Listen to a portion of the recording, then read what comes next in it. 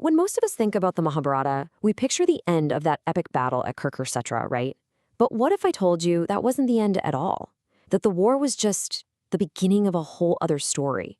A story about karma, a single curse, and how that one event is the reason we even have the Mahabharata today. Yeah, that's right. The silence on that battlefield, it wasn't an ending. Think of it more like a pause, a deep breath before the real final act.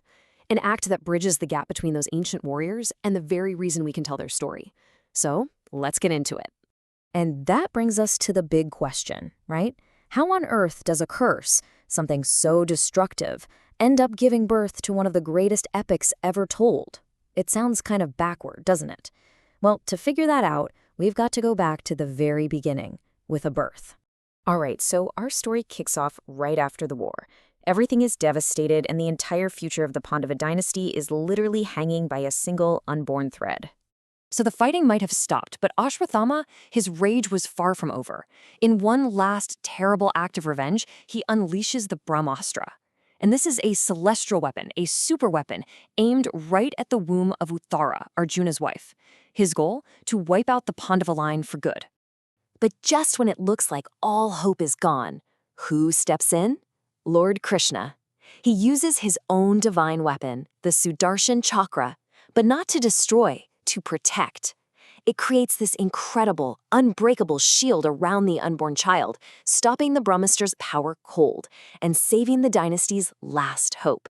And with this amazing rescue comes a prophecy. Krishna gives the child a name, Parikshit. It means the one who tests or the examiner. And trust me, that name was no coincidence. This child was destined to test fate itself, to face the music for his own actions, and he would become the one crucial link that holds this whole cycle together. So time passes. Parikshit grows up, and he's a good king, a really just and noble ruler. He learned all the lessons from that great war. But you know how it is? Even the best people can make one tiny mistake. And well, it was going to be a fatal one. Parikshit was a respected king, a fair ruler. But sometimes an entire life can pivot on just one single moment. And for him, that moment came one day in the forest. He's tired, he's thirsty from a hunt, and he comes across a sage who's deep in meditation. And that mix of exhaustion and impatience, it leads him to do one small act of disrespect that will completely unravel his future. And here's what happened. That small act, it was placing a dead snake around the neck of the meditating sage. A thoughtless joke, really, but it spirals out of control. The sage's son, Shrungi, sees this and is absolutely furious. And in his anger, he lays down a very powerful, very specific curse. In exactly 1 year, King Parikshit will die from the bite of the serpent king, Takshak. No ifs, ands, or buts. And right there, that's Karma 101, isn't it? A tiny, thoughtless action triggers this massive, unstoppable consequence. The wheel was turning, and there was nothing anyone, not even a powerful king, could do to stop it. So, just like that, the clock starts ticking. King Parikshit now has to live every single day knowing the exact moment he's going to die. I mean, can you even imagine that? Trying to rule a kingdom, make huge decisions, just live your life, all while this cosmic deadline is hanging over your head? He did everything he could, fortified his palace, talked to the wisest sages, prepared for what was coming.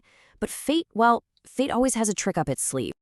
The year passed. Life went on for the kingdom. But for the king, every single sunrise was just a reminder. And then, finally, the day of the prophecy was here. And despite every single precaution the king took, destiny was just smarter. The serpent king, Takshak, was so clever. He disguised himself as a tiny worm, hidden inside a flower that was being offered to Parikshit. The king takes the flower, and boom!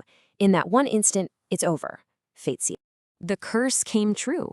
Takshak bit him, and just like that, King Parikshit, the last Pandava heir, was gone. But, and this is the important part, this death wasn't an ending. It was about to kick off something new. And that wheel of karma, it just keeps on turning. Parikshit's death lit a fire of pure revenge in the heart of his son, Janmejaya. Absolutely consumed by grief and rage, the new king, Janmejaya, starts this terrifying ritual. It's called the Naga Yagna, the Great Snake Sacrifice. And this wasn't just about getting revenge on Tashak. Oh no. This was an attempt to wipe out every single snake in existence with a magical fire that would pull them all into its flames. And this thing was working. It was so powerful that snakes from all over the world were being sucked into this fire. Even Takshak himself was about to be pulled in when a wise sage, a man named Astika, stepped in. He begged the king to stop, to end this insane cycle of revenge. And Janamejaya, seeing just how destructive his anger had become, actually listened. He stopped the sacrifice.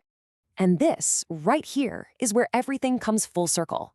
His rage is gone, his mission for revenge is over, and now King Janamejaya wants something completely different. He wants understanding. He needed to know, how did it all lead to this? So he goes to the great sage Vaishampayana, who was a student of Vyasa, the guy who wrote the epic, and he asks him to tell him everything. The whole story of his family, the Pandavas and the Kauravas, that huge war, and everything that led to his father's curse and death. And that's the moment, that is the moment. King Janamejaya, looking for answers to his grief, becomes the very first person to ever hear the complete Mahabharata recited out loud. The epic that we know, it was told for the very first time because Parikshit died and his son chose knowledge over revenge. So you see, the curse that killed a king is what gave birth to the epic. Parikshit's entire life and his death, they created the reason for the story to be told in the first place. He is that critical link, the bridge that connects the warriors who fought the war to all of us who hear their story today. And that just leaves us with one last thing to think about. You've got a war, which leads to a birth, which leads to a curse, which leads to revenge. And that leads to a story that explains it all. It really makes you wonder, doesn't it? Does that wheel of karma ever actually stop spinning, or does it just keep transforming into the stories we tell, so we can try and make sense of it?